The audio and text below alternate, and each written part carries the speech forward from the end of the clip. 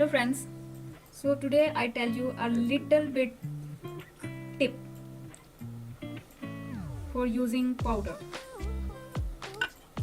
So if you apply a lot, that it gives you unnatural look and harsh look, so you just have to apply in a right way. So you have a question in mind that how to apply. So just take a little bit.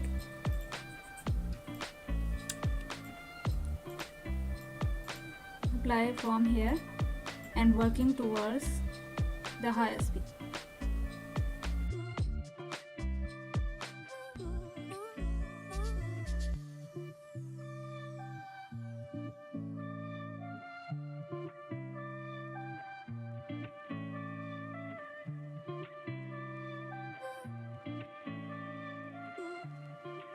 The left powder apply on your cheekbone and forehead. So it's give you a good beautiful look.